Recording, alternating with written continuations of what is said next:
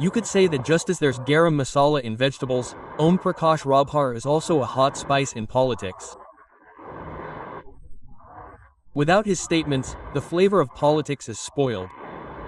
Furthermore, he runs his own party. He heads that party. He has workers. Just like you charge your mobile phone every now and then to keep him charged, he also charges his workers. He's in politics for the elections, so the excitement of the Bihar elections is steadily increasing. Gaurav Mishra is here to speak with us, a BJP spokesperson. What does Gaurav ji think? Will there be change, or will the policy stick? First of all, my greetings to your viewers and best wishes for Dhanteras and Diwali. Look, the situation in Bihar is very clear. The public's perception of the NDA is very clear, transparent, there's trust and confidence. There's a 20-year saga of development, and it's visible on the ground. Meanwhile, on the other hand, there's a script of destruction, a Bihar known for its jungle Raj. The seat allocation for the NDA alliance is still unclear. And you saw how Congress workers chased and beat up Congress leaders. This situation indicates that there is restlessness and frustration within the opposition camp, and this rebellion is being fueled by a certainty of defeat. I believe that the stardom that was being built around Tejaswi ji in Bihar was shattered the moment Rahul Gandhi became the most prominent leader in Bihar. And this same conflict is visible on the ground today.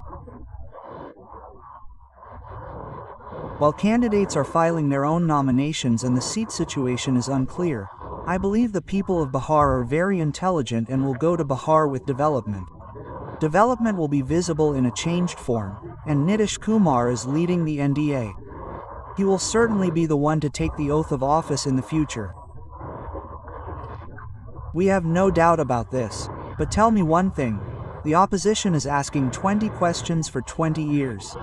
There are 20 questions, the questions remain unanswered, and on the one hand, it's being seen that the central government is giving 10 rupees to 100 rupees to women, but they've invented a trick. Tejaswi Yadav announced to everyone that if his government is formed, there will be a government job in every household. Now, how does the NDA view this challenge? Look, they did give government jobs, and they did the right thing. They even got land registered in exchange for jobs. They got the land registered. The case is ongoing. There will be a conviction. You'll see, they'll even be convicted. So, how can their words be trusted? How can the public trust them? Even if they do development, they will do it by holding people hostage. People will have to mortgage their homes. They will have to sell their property if they form the government. And where will they get those jobs? Just provide a roadmap. They should explain how they themselves are self-employed. The public knows that too. So I believe the public can no longer be fooled. Bihar has embarked on the path of development and is moving towards major reforms and development. The central government has a clear vision. It has a clear vision, and it has brought Bihar out of its abyss.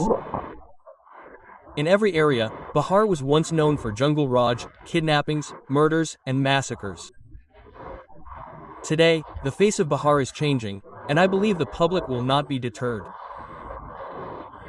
But tell me one thing, the way candidates have begun filing their nominations. On one hand, Maithili Thakur, a young woman, is being fielded. On the other hand, the RJD has fielded Kesari Lal Yadav's wife. Many new faces are being seen this time. But tell me one thing, what will the Bharatiya Janata Party's stand be? Look at what the opposition is doing. Who are they bringing in? Are they bringing in new faces, or old faces? We go with ideas. We reach out to the public based on our work. We are a cadre-based party.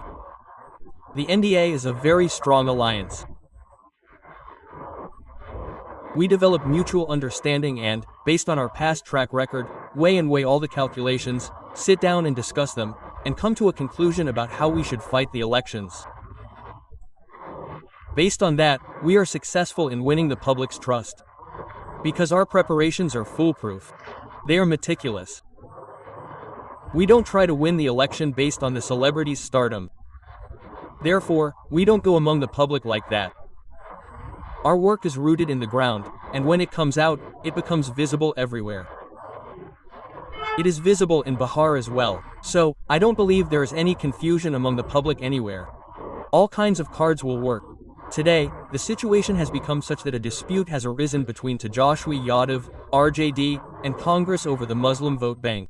A conflict has arisen. Congress believes the entire Muslim vote bank is going with them. RJD believes this is their long-held vote bank, fearing that Congress might snatch it away. So, in that internal conflict, the NDA alliance is on one side. This is the reason. You can see that to date, they haven't even been able to decide among themselves the number of seats. So, will they do the same thing for the public? And even if they do, they'll do the same thing. Jobs in exchange for land. Tell me, Om Prakash Rabhar is their alliance partner in UP. But despite the alliance, he constantly says that he talks to Delhi. He talks to Amit Shah. So why haven't the talks happened? He's constantly saying, brother, we're writing letters to get seats, and has even announced that he will contest 153 seats. His spokesperson is saying that if he gets time, he will contest 243.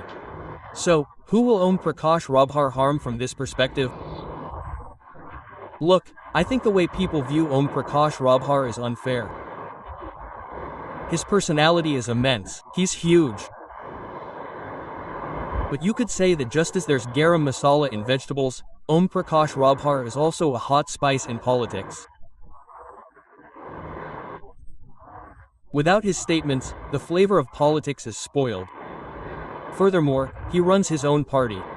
He's the head of that party, and he has workers. Just like you charge your mobile phone every now and then to keep him charged, he also charges his workers. If he's doing politics, he's doing it for elections. And if he's said something like this, what's wrong with that? But Om Prakash Rabhar is a very intelligent leader. He's an important constituent of the NDA alliance, and he understands that the country is on the path of development. It's moving towards becoming a developed India. Prime Minister Modi's leadership is being accepted not only by the country but also by countries around the world, including the global south. Therefore, Om Prakash Rabhar will never deviate from that path. I know him personally.